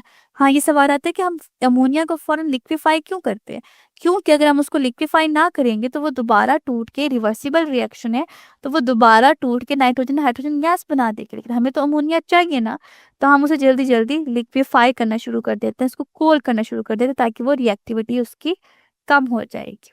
यहाँ पे आपके पास फेयरेबल कंडीशन है, हम ली चैटलियर प्रिंसिपल के अकॉर्डिंग फेयरेबल कंडीशन देंगे, जो टेम्परेचर होना चाहिए, सॉरी जो प्रेशर होना चाहिए वो 200 प्रेशर होना चाहिए, यानी हाई प्रेशर देंगे ताकि due to decrease the volume of product, product का वॉल्यूम डिक्रीज हो सके, और टेम्परेचर हमने केप्ट भी must be kept as low as possible, pressure आप हाई रखोगे और जो टेम्परेचर है वो आप उसे, जो आपके पास हाई प्रेशर हाई रखेंगे और टेम्परेचर आप लो रखेंगे, कैटलिस्ट की प्रेजेंस में होगा, और जो ऑप्टिमम टेम्परेचर है आपका वो 450 डिग्री सेंटीग्रेड। ये आपका था हेबर्स प्रोसेस। हमारे पास ऑक्साइड्स है, ऑक्साइड्स बेसिकली क्या है, ऑक्साइड्स में हमारे पास एक एलिमेंट के साथ, ऑक्सीजन के साथ एलिमेंट आकर अटैच हो जाएगा, इसलिए हम बाइनरी कंपाउंड क्यों बोलते हैं, बाइनरी का मतलब है तो एक तो ऑक्सीजन हो गया, एक तो आपके पास ऑक्सीजन हो गया, तो आपने जो है उसको ले लिया, लाइक एक तो आपका ऑक्सीजन हो गया, उसके साथ कोई ना कोई एलिमेंट आकर अटैच हो जाएगा, वो अपने मर्जी से अपने हिसाब से आ जाएगा। Binary compound of elements with oxygen, कि हमारे पास बाइनरी कंपाउंड है एलिमेंट की और उसके साथ एक क्या है, ऑक्सीजन, उसे हम ऑक्साइड कहेंगे। जैसे for example calcium oxide, calcium तो है, साथ उसके साथ ऑक्सीजन है, कार्बन डाइऑक्साइड, अब यहाँ पे ऑक्सीजन के साथ क्या अटैच होगी, कार्बन अटैच होगी। देन फिर आपके पास आ जाते हैं सल्फर डाइऑक्साइड, आपके पास सल्फर है और साथ ही आकर ऑक्सीजन, अब आपके साथ सोडियम अटैच है, कॉपर है, एल्यूमिनियम, ऑक्सीजन, और उसके साथ आकर हर एलिमेंट बारी बारी आकर अटैच हो रहा है, तो आपके पास डिफरेंट तरह के ऑक्साइड्स बन जाएंगे। सो ऑक्साइड्स को आप क्लासिफाई करोगे, एसिडिक हैं, बेसिक हैं और एम्फोटेरिक हैं, और on the basis of their chemical properties and their relationship with metallic and non metallic element. So हम उसको तीन तरह से क्लासिफाई करेंगे, एसिड, बेसिक और एम्फोटेरिक को। एसिड, बेसिक और एम्फोटेरिक, कि या तो वो एसिडिक नेचर है या बेसिक नेचर है, या एम्फोटेरिक का मतलब है कि वो दोनों की तरह से रिएक्ट कर सकते हैं, वो एसिड की तरह से भी रिएक्ट कर सकते हैं और वो बेस की तरह से भी रिएक्ट कर सकते हैं। तो पहले पहले हम देख लेते हैं कौन से ऑक्साइड्स हैं जो बेसिकली आपके पास एसिडिक ऑक्साइड है। Acidic oxide typically form acids. Acid oxide जब वाटर के साथ रिएक्ट करेंगे तो वो एसिड बना देंगे। यानी फॉर एग्जांपल आपके पास सल्फर डाइऑक्साइड आया, इसने वाटर के साथ रिएक्ट किया और ये सल्फ्यूरिक एसिड बना दी। इसी तरह आपके पास कोई भी ऑक्साइड आएगा, अगर वो वाटर के साथ रिएक्ट करके एसिड बना दे तो हम कहेंगे कि वो एसिडिक ऑक्साइड है। ये बेसिकली नॉन मेटल्स के ऑक्साइड है, यानी नॉन मेटल्स आपके पास जो पीरियोडिक टेबल में हमने नॉन मेटल्स और नॉन मेटल्स को क्लासिफाई किया था, उस हिसाब से अगर हम देखें तो ये नॉन मेटल्स होंगे। सल्फर डाइऑक्साइड, कार्बन डाइऑक्साइड, अब यहाँ ये सल्फर देखें तो ये भी नॉन मेटल है, कार्बन देखें तो ये भी नॉन मेटल है। उसके बाद आपके पास अमोनिया आती है, नाइट्रोजन डाइऑक्साइड, ये भी, इसको भी आप वाटर के साथ कंबाइन करें तो आपके पास नाइट्रिक एसिड बनेगा, तो ये नाइट्रोजन डाइऑक्साइड भी आपके पास है। PO2, फास्फोरस ऑक्साइड आपके पास, ये फास्फोरस भी आपके पास नॉन मेटल है, ये फास्फोरिक एसिड बनाएगा, ये नाइट्रिक एसिड बना देगा, यानी ये आपके क्या है, एसिडिक ऑक्साइड्स है। They reacts with water to form sulphurous acid, they reacts with water to form carbonic acid. ये सारा, ये बात आ गई आपके एसिडिक ऑक्साइड। देन हमारे पास है basic oxide. Basic oxide form bases when they react with water. Basic oxide base बनाएंगे जब वो वाटर के साथ रिएक्ट करेंगे। They are the oxides of metal. ये क्या है, ये मेटल्स के ऑक्साइड्स हैं। जैसे सोडियम मेटल है, Na2 है, कैल्शियम भी आपके पास मेटल है, आपके पास मैग्नीशियम ऑक्साइड है, एल्यूमिनियम ऑक्साइड है। कोई भी आपके पास मेटल है, मेटल क्या हुई, ऑक्सीजन के साथ आकर अटैच होगी। जी, आई रिपीट कि आपके पास कोई मेटल है, वो ऑक्सीजन के साथ अटैच होगी, यानी मेटल का एक ऑक्साइड है, और बेसिकली आप उसको क्या बोलेंगे, ये बेसिक ऑक्साइड है। बेसिक ऑक्साइड क्यों बोलेंगे, क्योंकि आप ये जब वाटर के साथ रिएक्ट करेगा तो ये बेस बना देगा। So sodium oxide reacts with an acid to form salt and water. ये एक तो बेस के साथ तो वो रिएक्ट करेगा ही ना, चलिए मैं इसको वाटर के साथ भी रिएक्ट करके बताती हूँ, ताकि ये इस बेसिक ऑक्साइड ने वाटर के साथ रिएक्ट किया और ये NaOH बना, जो कि एक बेस। एक तो ये बात, दूसरी इसकी क्या है कि ये जब एसिड के साथ रिएक्ट करेंगे तो सॉल्ट बनाएंगे। जब ये एसिड के साथ रिएक्ट करेंगे तो बेसिकली सॉल्ट बनाएंगे। एक तो यहाँ पे हमने दो बातें पढ़ी थी, एक ये कि जब बेसिक ऑक्साइड बेस के साथ रिएक्ट करेंगे तो वाटर बनाएंगे, और जब ये एसिड के साथ रिएक्ट करेंगे तो सॉल्ट बनाएंगे। इसी तरह हमारे पास कैल्शियम ऑक्साइड है, ये वाटर के साथ रिएक्ट कर रहा है और कैल्शियम हाइड्रोक्साइड बना रहा है, जो कि एक स्ट्रॉन्ग बेस है, और ये एसिड के साथ रिएक्ट कर रहा है तो सॉल्ट बना रहा है। एम्फोटेरिक ऑक्साइड्स पे हम बात कर लेते हैं। एज यू नो कि एम्फोटेरिक नेचर, या जो भी आप एम्फोटेरिक कंपाउंड्स की बात करें तो ऐसे कंपाउंड्स होते हैं जो एसिड की तरह भी रिएक्ट करते हैं और बेस की तरह भी रिएक्ट करते हैं। ऐसे कंपाउंड्स जो आपके पास एसिड की तरह भी रिएक्ट करते हैं और बेस की, ये बेसिकली सिचुएशन पे डिपेंड कर रहा होता है। लाइक जब एसिड है वो तो एसिड है, हर हाल में एसिड है, जो बेस है वो हर हाल में बेस है। एम्फोटेरिक आप कह सकते हो एसिड की तरह भी रिएक्ट करते हैं, बेस की तरह भी रिएक्ट करते हैं, बट ये टोटली डिपेंड कर रहा होता है कि आपके पास सामने वाला कंपाउंड कैसा है। Amphoteric oxide can react both with acid and base. Amphoteric oxide acid के साथ भी रिएक्ट करेगा, बोथ बेस के साथ भी रिएक्ट करेगा, displaying both acid and basic properties. Acid और बेसिक दोनों प्रॉपर्टीज को ये डिस्प्ले कर देंगे। जैसे आपके पास एल्यूमिनियम ऑक्साइड, ये एसिड के साथ रिएक्ट कर रहा है, यानी यहाँ पे देखो ये एसिड के साथ रिएक्ट करेगा, सॉल्ट एंड वाटर बनाएगा, और ये बेस के साथ भी रिएक्ट करेगा और इल्यूमिनेट्स बनाएगा। इस तरह हमारे पास जिंक ऑक्साइड का रिएक्शन गिवन है, जो जिंक ऑक्साइड है वो एसिड के साथ रिएक्ट करेगा और सॉल्ट एंड वाटर बना देगा, और बेस के साथ रिएक्ट करके जिंकेट बना देगा। जो रिएक्शंस गिवन है यही कर लीजिएगा, इसके अलावा और मेरा नहीं ख्याल आपको करने की जरूरत है, अगर आप करें भी तो कंफ्यूज हो जाएंगे। जो रिएक्शन आपके मेंशन है इन्हें अच्छी तरह से कर लीजिएगा, it would be clear. Next आपके पास है जनरल प्रॉपर्टीज ऑफ मेटल्स। हम मेटल्स की जनरल प्रॉपर्टीज पे बात करते हैं। सबसे पहले तो मेटल लाइक जनरल प्रॉपर्टीज है, मोस्टली हमने यहाँ पर उसकी केमिकल प्रॉपर्टीज पे बात की है कि वो किस यानी हमने 3 पोर्शंस थे ना आपके चैप्टर के, नाइट्रोजन, सल्फर और मेटल। हमने नाइट्रोजन पढ़ लिया, सल्फर पढ़ लिया और अब हम मेटल्स पढ़ रहे। Metals exhibits as metal exhibit various chemical properties, कि हमारे पास मेटल में बहुत सारी केमिकल प्रॉपर्टीज होती हैं based on the reaction with different substance, कि आपके पास डिफरेंट सब्सटेंस में रिएक्शन, लाइक आप किस सब्सटेंस के साथ उसका रिएक्शन करा रहे हो, क्या कंडीशंस आप दे रहे हो, इस बात पे डिपेंड करता है। अदरवाइज जो मेटल है वो आपके पास बहुत सारे केमिकल प्रॉपर्टीज रखता है। सबसे पहले रिएक्शन जो हम करा रहे हैं वो हम कोई ना कोई डाइल्यूट एसिड ले रहे हैं। मेटल जब भी किसी एसिड के साथ रिएक्ट करेगी, अच्छा इस तरह से अगर आप जनरल तरह से याद करेंगे तो आपको ज़्यादा बेहतर से याद होगा कि जब भी कोई मेटल है वो क्या कर रही है, वो रिएक्ट कर रही है एसिड के साथ। अब जैसे उन्होंने ये एग्जांपल दी, उन्होंने मैग्नीशियम मेटल के एग्जांपल दी और एसिड में उन्होंने हाइड्रोक्लोरिक एसिड रखा। लेकिन अगर आपको पेपर में पूछा जाए कि सोडियम है और वो HNO3 के साथ रिएक्ट कर, अब ये मेटल है और ये एसिड के साथ रिएक्ट करिए, आपको यही वाला रिएक्शन आएगा जिनमें आपके पास सॉल्ट बनेगा और हाइड्रोजन गैस रिलीज हो जाएगी, जिनमें आपका सॉल्ट बनेगा और हाइड्रोजन गैस रिलीज हो जाएगी। पहला रिएक्शन क्या है कि जो मेटल है, हमारे पास मेटल है, मेटल ने डाइल्यूट एसिड के साथ कंबाइन किया और कंबाइन करके सॉल्ट एंड हाइड्रोजन गैस बनाई। इसमें हर की अपनी नेचर है। इसमें हमारे पास जो पोटाशियम और सोडियम मेटल है वो एक्सप्लोसिवली अटैच करते हैं। एक्सप्लोसिव का मतलब है धमाके के साथ अटैच करते हैं, लाइक कंप्लीट ब्लास्ट होता है। Metal like magnesium, zinc and iron react steadily, कि जो मेटल जैसे कि आपके पास मैग्नीशियम है, जिंक एंड आयरन है, वो बहुत स्लोली अटैच करते हैं। और एक्चुअली आपको पता कैसे चलता है कि हाइड्रोजन बनी है, हाइड्रोजन गैस बनी है, बबल्स बनते हैं। तो जो बबलिंग होती है आपके पास आपके रिएक्शन मिक्सचर में, तो उससे पता लगता है कि हाइड्रोजन गैस बनी है। मेटल जैसे कॉपर, सिल्वर और गोल्ड है तो वो डाइल्यूट एसिड के साथ रिएक्ट नहीं करेगी। तो आपने ये बात सुनी होगी कि जब भी हम गोल्ड को लेते हैं तो हम उसे तेजाब में डालते हैं।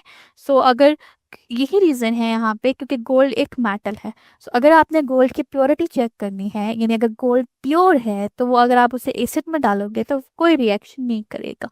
लेकिन अगर वही गोल्ड है और वो आप लेकिन उसके साथ लेकिन वो प्योर गोल्ड नहीं है और उसको आप एसिड में डालोगे तो ऑफ कोर्स कि वो कोई और कंपाउंड होगा तो वो तो रिएक्ट करेगा। इसी वजह से आपने ये बात सुनी होगी कि गोल्ड को हम क्या करते हैं, सोने को तेजाब में डाल के देखते हैं ये देखने के लिए कि सोना असली है या नहीं। That is the reason behind that और that is the chemistry behind that कि इस गोल्ड एसिड के साथ रिएक्ट नहीं करती है। अगर तो वो कर रही है कि ना आपके पास कोई गोल्ड की चीज है और वो कर रही है तो इसका मतलब कि वो प्योर गोल्ड नहीं है। नेक्स्ट है हमारे पास reaction with the cold water. हमारे पास ठंडा पानी है और उसके साथ हमने मेटल का रिएक्ट किया। जब भी हमारे पास हम रिएक्शन मेटल्स हैं वो रिएक्ट करती हैं कोल्ड वाटर के साथ और मेटल हाइड्रोक्साइड बना देती, मेटल हाइड्रोक्साइड्स बना देती हैं और साथ में हाइड्रोजन गैस बनाएगी। मेटल्स अटैच करेगी वाटर के साथ, मेटल्स अटैक करेगी वाटर के साथ और हमारे पास मेटल हाइड्रोक्साइड और हाइड्रोजन गैस बना देगी। उसके बाद आप नेचर देख लो, हर मेटल की अपनी अपनी नेचर है। Metals like potassium, sodium and calcium react vigorously, vigorous का मतलब है बहुत तेजी से। तो पोटाशियम, सोडियम और कैल्शियम जैसे जो मेटल्स हैं वो विग्रसली रिएक्ट करती हैं, समटाइम्स एक्सप्लोसिवली, किसी का मतलब कि कभी कभी वो एक्सप्लोसिव भी अटैक करती है। Metals like magnesium react slowly with the cold water, जैसे मेटल्स हैं जिसके मैग्नीशियम है तो वो कोल्ड वाटर के साथ बहुत स्लोली अटैक करेगी, but faster with the hot water, यानी अगर हॉट वाटर है तो वो बहुत फास्टर अटैक करेगी। Metals like zinc and iron do not react significantly, zinc और जो आयरन है वो सिग्निफिकेंटली आपके पास जो सिग्निफिकेंटली रिएक्ट नहीं करेगी। नेक्स्ट आपके पास स्टीम, स्टीम मतलब water vapours. Metals reacts with the steam to form a metal oxide.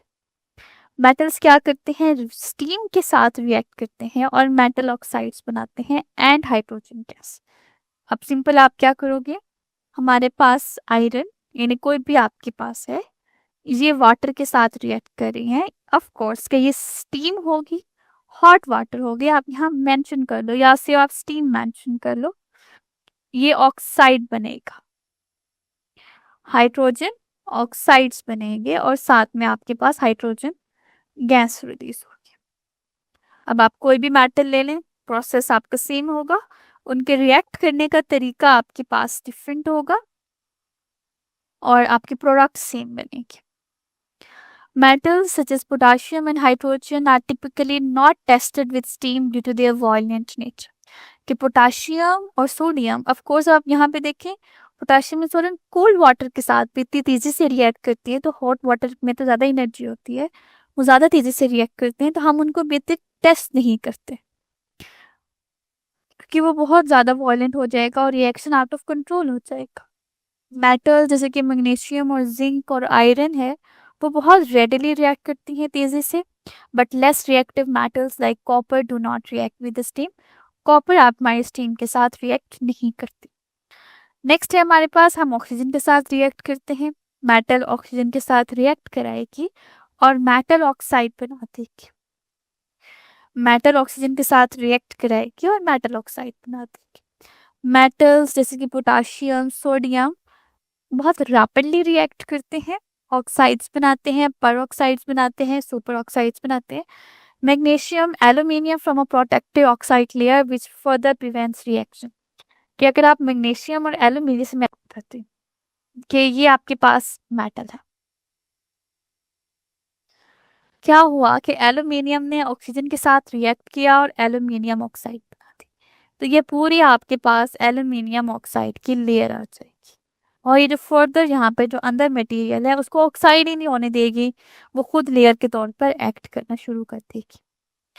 जैसे कि हमारे पास कॉपर है, वो बहुत स्लोली ऑक्सीडाइज होते हैं, often forming a patina over the time. Metals like gold, platinum do not react with oxygen और under the normal condition, के हमारे पास गोल्ड मेटल्स ऑक्सीजन के साथ रिएक्ट नहीं करते नॉर्मल कंडीशंस में। नेक्स्ट है आपका रिएक्टिविटी सीरीज। अभी आपने कुछ पढ़ा, जब हमने रिएक्शन पढ़े तो हमने कहा कि हमारे पास कुछ रिएक्शंस ऐसे हैं जो बहुत इजीली रिएक्ट करते हैं, कुछ ऐसे हैं जो स्लोली रिएक्ट करते हैं, कुछ ऐसे हैं जो कि बिल्कुल रिएक्ट ही नहीं करते हैं। ये तो हमने रिएक्शंस में पढ़ लिए थे। अब उन्हीं रिएक्शंस को हम कंबाइन करके लिख रहे हैं, एक सीरीज बना रहे हैं कि उसमें आपको पता लग जाए कि ये शुरू वाले हैं, ये बाद वाले हैं, ये उसके बाद वाले। Reactivity series, metals can be arrange into a reactivity series. Metals को आप उसकी रिएक्टिविटी सीरीज में भी लिख सकते हो कि आपको पता हो कि पहले कम रिएक्टिव होंगे, हाईली, फिर मॉडरेट, फिर लो और फिर बिल्कुल unreactive, based on their reaction. यानी जो रिएक्शंस आपने पढ़े हैं एसिड के साथ, कोल्ड वाटर के साथ, स्टीम के साथ, उन सब की बेस पर ही हम क्या करते हैं, रिएक्टिविटी सीरीज बना देते हैं। मेटल्स को हम 4 ग्रुप्स में अरेंज करते हैं, मेटल्स को हम 4 ग्रुप्स में अरेंज करते हैं। दीज मेटल्स, पहला हमारे पास हाईली रिएक्टिव मेटल्स, वो मेटल्स जो बहुत हाईली, बहुत तेजी से रिएक्ट करते हैं। दीज मेटल्स रिएक्ट विगरसली, ये जो मेटल्स हैं ये बहुत विगरसली रिएक्ट करती हैं। विगरसली का मतलब है बहुत तेजी से रिएक्ट करेंगे आपके पास with cold steam, cold water के साथ, स्टीम के साथ और हाइड्रोजन गैस बनाएगी। कौन कौन सी मेटल है, हमने 3 मेटल्स को यहाँ मेंशन किया है, पोटाशियम, सोडियम और कैल्शियम। ये तीनों हमारे पास स्टीम हो, कोल्ड वाटर हो या हमारे पास कैल्शियम हो, ये बहुत विगरसली रिएक्ट करती है। ऑफ कोर्स कि आपके पास से कुछ रिएक्शंस हैं जो आपने ऊपर भी पढ़े होंगे कि ये सबसे पहले तो कोल्ड वाटर में आपके पास पोटाशियम के एग्जांपल्स उन्होंने दी है, वो हाइड्रोजन के साथ रिएक्ट करेगा तो पोटाशियम हाइड्रोक्साइड और हाइड्रोजन गैस बना देगा। एसिड के साथ रिएक्ट करेंगे तो सॉल्ट और हाइड्रोजन गैस बनेगी। Moderately reactive gas, these metals react slowly, या तो ये बहुत आहिस्ता से करेंगे या बिल्कुल भी नहीं करेंगे कोल्ड वाटर के साथ। ये वो मेटल्स हैं जो बहुत ही स्लोली रिएक्ट करेंगे या बिल्कुल भी रिएक्ट नहीं करेंगे कोल्ड वाटर के साथ। देन हमारे पास या तो ये स्टीम के साथ रिएक्ट करके ऑक्साइड्स बनाएंगे और हाइड्रोजन ऑक्साइड्स बना देंगे, और एसिड के साथ भी बहुत आसानी से रिएक्ट करके सॉल्ट और हाइड्रोजन गैस बना देंगे।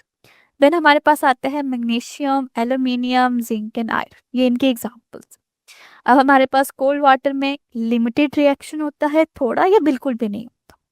हमारे पास या तो लिमिटेड रिएक्शन होगा या बिल्कुल भी नहीं होगा रिएक्शन। हाँ, स्टीम और एसिड के साथ ठीक होगा कि मैग्नीशियम है तो वो वाटर के साथ रिएक्ट करके मैग्नीशियम ऑक्साइड और वाटर बना देगा, और वो एसिड के साथ रिएक्ट करके सॉल्ट और हाइड्रोजन गैस बना देगी। अब हम बात करते हैं लेस रिएक्टिव मेटल्स की। तो ये मेटल्स जो होती हैं ये कोल्ड वाटर या स्टीम दोनों के साथ रिएक्ट नहीं करती, और लेकिन एसिड के साथ बहुत स्लोली रिएक्ट करती है।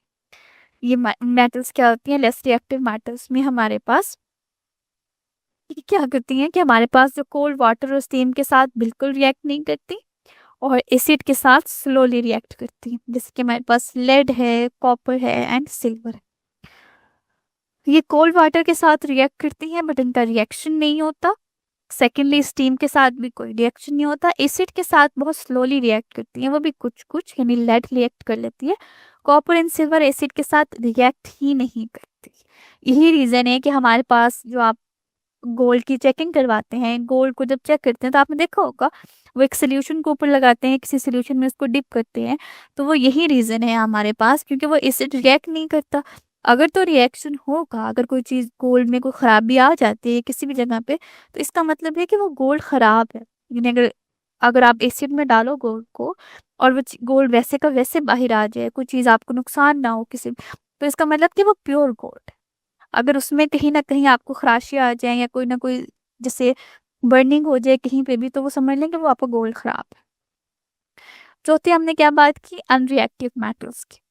ये तो बिल्कुल these metals are least reactive and do not react with the cold water, steam और acid under the normal conditions. कि ये वो मेटल्स हैं जो बिल्कुल लीस्ट रिएक्टिव हैं, बिल्कुल भी रिएक्ट नहीं करती, ना कोल्ड वाटर के साथ ना स्टीम के साथ। नॉर्मल कंडीशंस में तो रिएक्ट ही ना करती ना, आपको एक्स्ट्रा ऑर्डिनरी कंडीशन देनी पड़ती। एक्स्ट्रा ऑर्डिनरी मतलब आपको 2000 3000 तक टेम्परेचर देना पड़ेगा, हाई प्रेशर देना पड़ेगा, तो देन भी वही रिएक्ट करेंगे। इनमें आपके पास गोल्ड और प्लैटिनम आता है। सिंपल आप बात करो, सोडियम, पोटाशियम, कैल्शियम आपके पास ये है हाईली रिएक्टिव मेटल है। उसके बाद मॉडरेटली रिएक्टेड में मैग्नीशियम एंड एल्यूमिनियम, जिंक है। Then iron, lead, copper, silver और गोल्ड है। ये हमने these arrangement reflects their decreasing order with the acid, cold water and steam. ये हमने उनका डिक्रीजिंग ऑर्डर लिखा है कि वो एसिड, कोल्ड वाटर और स्टीम के साथ रिएक्ट कर रही होती। तो उम्मीद है अब आपको ये पूरा टॉपिक समझ आ गया होगा एंड इससे आपकी एग्जाम की तैयारी मुकम्मल हो गई है।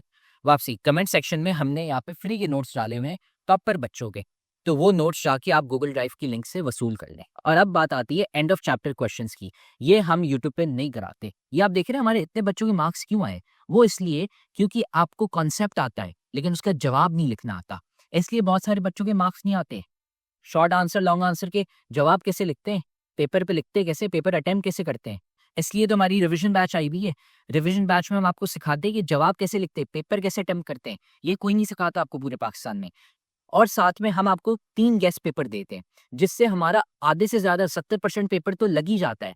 तो इसलिए तो हमारे इतने सारे बच्चे हैं जिनके 90% से ज़्यादा मार्क्स आ जाते हैं। तो अगर आप हमारी रिवीजन बैच ज्वाइन करना चाहते हैं ताकि आपके भी 90% से ज़्यादा मार्क्स आएँ, तो आप ज्वाइन कर सकते हैं। पाकिस्तान की बेस्ट फैकल्टी है यहाँ पे। 800 रुपये आपने ये दे दिए, 2 महीने हम आपको A to Z सारी तैयारी करा लेंगे। और अगर आप सारे सब्जेक्ट्स के लेना चाहते हैं तो ये 3000 रुपये होंगे 7 सब्जेक्ट्स के। तो आप हमें इस व्हाट्सएप नंबर पे मैसेज कर लें, हम आपको रिवीजन बैच में ऐड कर लेंगे और आपको सिखाएंगे कि बोर्ड में टॉप कैसे करते हैं।